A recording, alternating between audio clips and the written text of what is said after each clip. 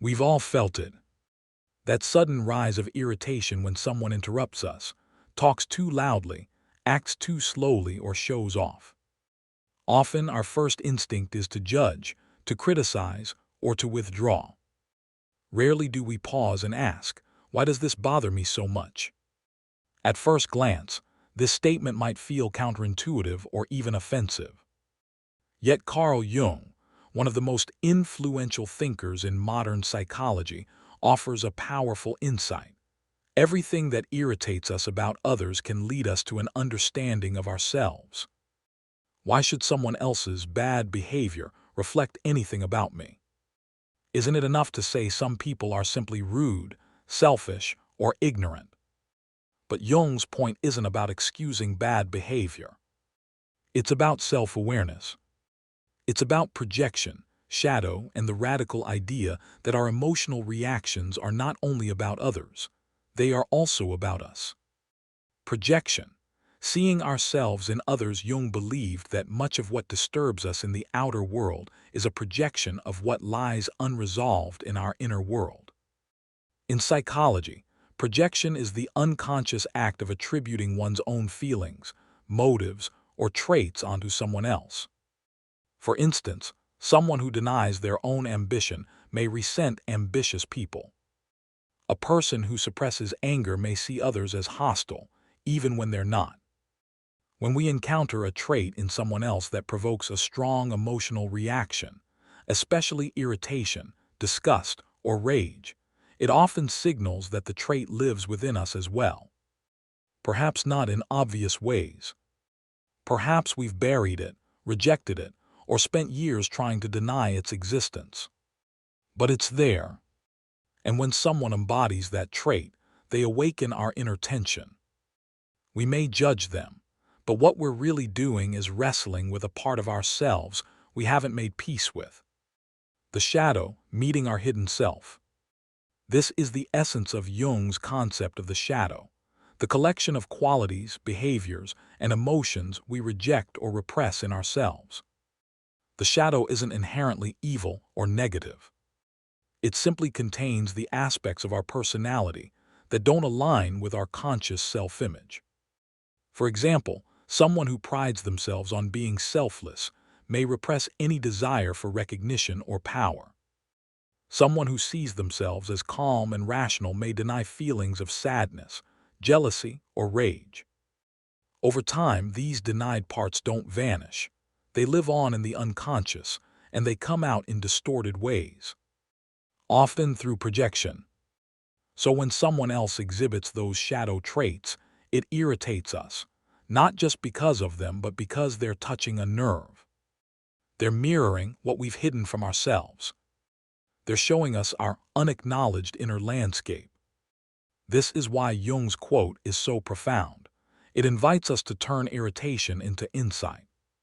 The people who annoy us can become unexpected teachers, not because they're right or admirable, but because they help us see what we've left unexplored in ourselves.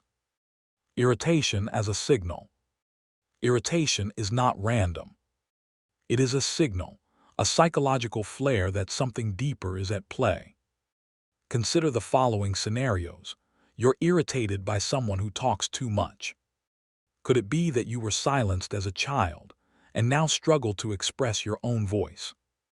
You're bothered by someone who shows off on social media. Is it possible that you've buried your own desire for attention or fear that you'll never be seen? You find yourself judging someone who seems too emotional.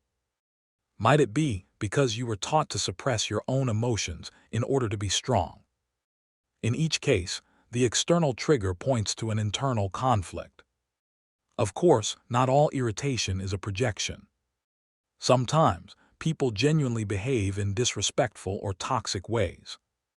Jung is not suggesting that we should excuse abuse or accept poor treatment. Rather, he is asking us to differentiate, to become conscious of when our emotional response says more about us than about the other person. This is the path to psychological maturity. Conscious inquiry over blame. When we're irritated, Our default mode is to blame. It's easier, safer. It puts the discomfort outside of us. They're the problem, we say. They're selfish, inconsiderate, or just wrong. And perhaps they are. But blame keeps us stuck. Inquiry sets us free. Imagine if, instead of blaming, we paused and asked, why does this affect me so strongly? What does this person's behavior reflect about my own values, wounds, or fears? Is this something I've disowned in myself? These questions aren't easy. They take courage, but they open the door to transformation. They shift us from being victims of other people's behavior to students of our own psychology. And in this shift, we gain clarity, not just about others, but about ourselves. The gift of self-awareness. Every person who irritates us gives us an opportunity. They offer us a mirror. And in that mirror, we see the parts of ourselves we might have forgotten, rejected, or misunderstood. Take the example of someone who is unapologetically confident. You might feel annoyed by their presence, their tone, their energy. But dig deeper. Is it possible that you've been taught to downplay your own worth? To avoid standing out? Their confidence might trigger your insecurity, not because they're doing something wrong, but because they're touching a sore spot in you. Or consider someone who is always asking for help, always leaning on others. You may see them as weak or nutty. But is it possible that you were taught to be hyper-independent? That you judge yourself for needing support, and now project that judgment onto others? In each case, irritation reveals a story, a deeper truth about who you are and what you've carried. That's the gift of self-awareness. It turns everyday conflicts into pathways toward growth. It transforms judgment into compassion, not just for others, but for ourselves. Irritation and the path to wholeness. Jung's entire psychological philosophy is oriented toward individuation, the process of becoming whole, of integrating all aspects of the self, light and dark, conscious and unconscious, rational and emotional. Every time we reflect on our irritation, every time we look within instead of simply blaming others, we move closer to wholeness. We reclaim a piece of ourselves that we had cast aside. We embrace the shadow. And paradoxically, the more we integrate our own shadow, the less reactive we become to others. We no longer need the world to be perfect for us to feel okay. We no longer need others to behave a certain way to avoid our emotional triggers. We become less fragile, more grounded, more compassionate. This is not the same as becoming passive or tolerant of mistreatment. On the contrary, self-aware people set clearer boundaries because they are not constantly entangled in projection. They respond rather than react. They see others more clearly because they have seen themselves more deeply. From reactivity to responsibility. There is a quiet strength in this way of living. Instead of being constantly thrown off by others, we begin to recognize our triggers as invitations, not punishments. We don't need to suppress our irritation or pretend to be above it. We simply meet it with curiosity. When you feel irritated, try this: pause. Don't react immediately. Give yourself a breath or 3. Observe. Give yourself a breath or 3. Observe. What exactly is bothering you? Get specific.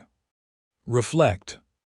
Is this irritation about the other person, or is it touching something unresolved in you? Integrate.